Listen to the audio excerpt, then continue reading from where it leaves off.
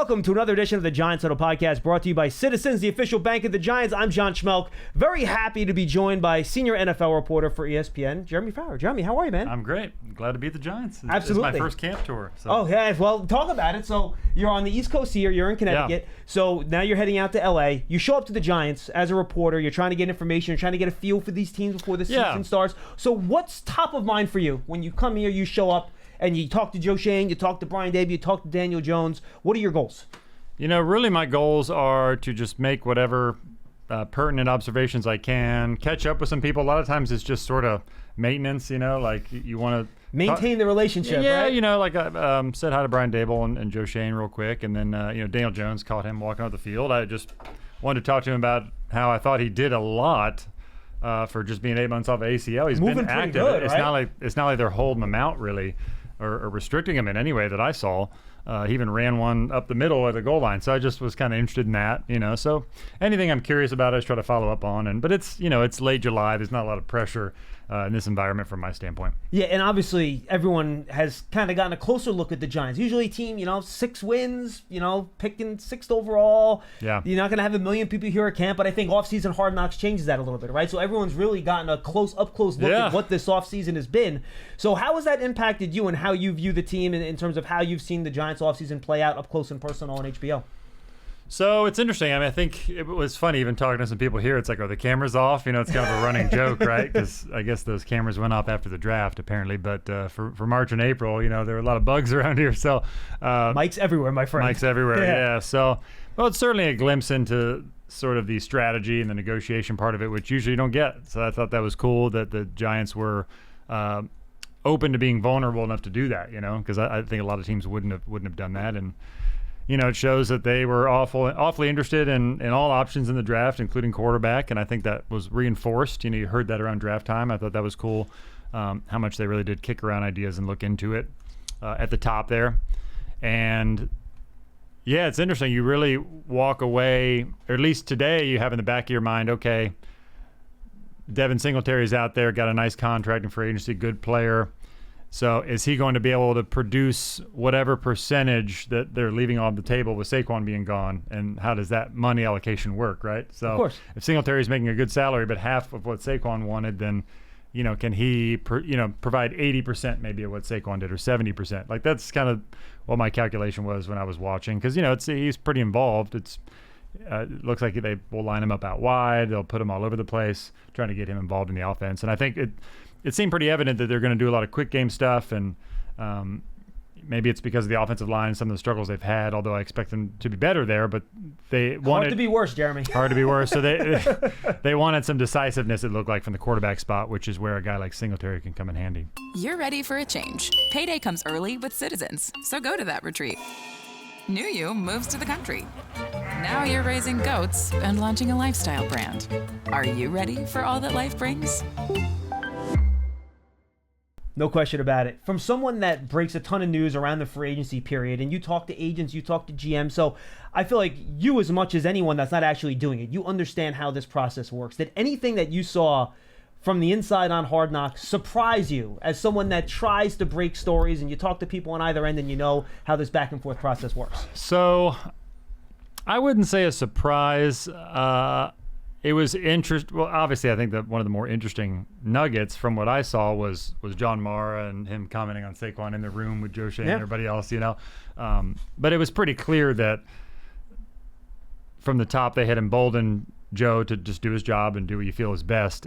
Which is what you want, by the way. Yeah, obviously. right. It just seems like an interesting song and dance because obviously the Giants had a threshold for what they're willing to pay. But you have to sort of tease it out and see what happens and what the player can do with his own market.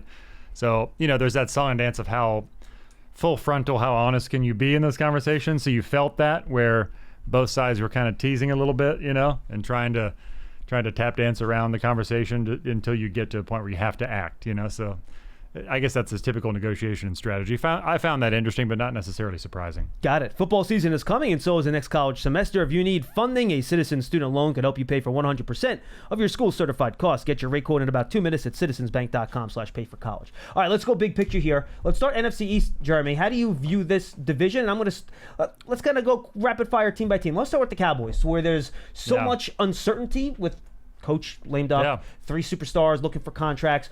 First of all, what are you hearing about those 3 guys, more specifically Prescott and Lamb? Because Micah Parsons, they have a couple years still to figure that out. Do you expect something to happen with those 2 guys before the season? Who are they focusing on first? How do you see that playing out in Dallas? Yeah, I do expect them to work something out. They're going to have to. They've waited long enough where the markets are robust. They are what they are. Robust is a good word. Dak Prescott, I don't think he's afraid of free agency necessarily, but he wants to stay in Dallas. So my guess is they're going to let Tua Tagovailoa or Jordan Love or some of these other quarterback deals come into place, and then Dak will jump in and back clean up there. It's going to hurt financially, but I think they'll end up doing it. How much of that is the guess. agent trying to wait, too, to those contracts that get done, so he can also jump over that, too, For sure. There are benefits to being last, I don't necessarily think Dak has to be last, but there are benefits to that I'm sure he's weighing and his agent is weighing. So, it's tough because if Dak is indeed waiting on that process to play out, do you try to sneak in a deal with CeeDee Lamb now? Right. And how do you prioritize? I do think Dak's more of the priority, and the problem is I don't think Dallas wants to pay. Well, I know they don't want to pay what Justin Jefferson got in Minnesota. So it's like it becomes tough. Is he willing to take just under that or not?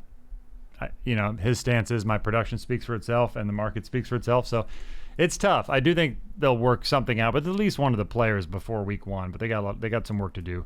And it's still a good team. I mean, they're back-to-back 12-win seasons coming off that. They've lost a few pieces, but they draft well. I think they're an underrated team as far as the draft and how they pick guys. So I still think the offensive line is going to be really good. How are they going to run the ball? Good question. With Ezekiel Elliott, that's still a question, with his age and losing Tony Pollard. So if they can figure that out, I think they'll be fine because the defense should still be good. You love turf. You're good at it. So you start a turf biz. Business grows, your savings grow. Become the most celebrated name in turf. Are you ready for all that life brings? How do you view Philly? They were I still think they're the most talented team in the division. Yeah. But, man, what happened at the end of last year is hard to ignore. I know they changed both their coordinators, but it was such a collapse. Yeah. Where the team that was playing in week 2 just looked completely different than the team playing in week 17. So, how do you see that playing out with the new coordinators and how Nick Sirianni is going to try to right that ship? Well, as far as talent, they still have top 10 players at every offensive position, literally. So not many teams can say that. So I think by default, they should be pretty good. Kellen Moore will have a major say on things, which is a departure a little bit. Nick Sirianni, who's always been very interested in the X's and O's and been heavily involved in the offense, I do believe, and my sense is that he's taken a step back. And they're still keeping a lot of the principles that they ran with the Eagles offense with Jalen Hurts and the run pass option stuff. But it's going to be Kellen Moore's show, and I do think they will benefit from that as a result, just a new voice in there in the quarterback room. And I don't know. It's the defense, to me, is more of a question mark because they need leaders, right? You're losing Fletcher Cox. You still have Brandon Graham, but you need like a new kind of face of the franchise there, particularly in the front 7. So maybe it's Jalen Carter, who's a major talent, but they need somebody to sort of craft an identity for them up front in the front 7. And I'm curious to see how that goes. So as you now begin this is your first stop on your training camp tour. You're going to head to the West Coast, see a bunch of teams out there. What are some of the main storylines that you're trying to really get your finger on and follow this offseason that you think is really going to determine what the character of this NFL season is overall? Yeah, for sure. So I'll go to the West Coast and I'll hit 9 teams out there. Really excited about it. And really I just try to make whatever observations I can, get any sort of nuggets I can develop. And like a good example is I was out in LA 3 years ago, and Cooper Kupp was literally getting his name announced every play, and it was first year Matthew Stafford. I'm like, this guy's going to catch 130 balls this year because it was obvious to me. Yeah. But he wasn't really a superstar yet, and then that sort of played out. But you can only get those kind of observations when you're at a practice or you see it. And sometimes, if I've been a beat writer where you're there every day. But if you come in cold for one day, you might notice something that's obvious to others, but you kind of get used to it because you're just around it all the time. It's almost seeing the forest from the trees type of situation, right? It's from 30,000 feet you're coming in. So I just try to make observations like that, learn about the team, catch up with people, try to get a good exclusive interview with a head coach or GM or a player, and just try to get exclusive content that way. But I don't necessarily go into it with a lot of themes. I mean, I think quarterback money is a big theme now. I'm curious to talk to some front offices about that and just how do you manage that when it's now we're looking at $60 million quarterbacks. We're knocking on the door of that, So, I mean, Daniel Jones, for as maligned as he's been, he's a bargain right now in a way. So I'm curious to see how teams are budgeting for that now more than ever. All right, then final question. As you kind of we all embark on this 2024 season together, what do you think some of the underrated storylines are around the league? Either teams that maybe you think might surprise, things that you think can really guide this year. Anything that kind of sticks out to you as you try to get your mind wrapped around what 2024 might look like. I mean, as far as surprises, I actually think the Commanders could be a surprise. Oh, why is that? I think Jaden Daniels is going to be really good. They have skill position guys. Offensive line is a question mark, but I think the defense will be sneaky good. I like that. I don't know. I think they're going to be in the mix there, maybe hovering around 500 or maybe trying to sneak into the playoffs.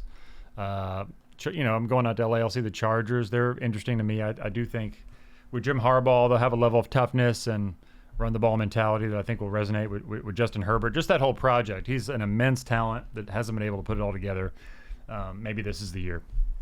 Jeremy, this was awesome. Thank you so much for your time. We appreciate it. Safe travels, and everybody, we'll see you next time on the Giants Huddle podcast, brought to you by Citizens. Appreciate it.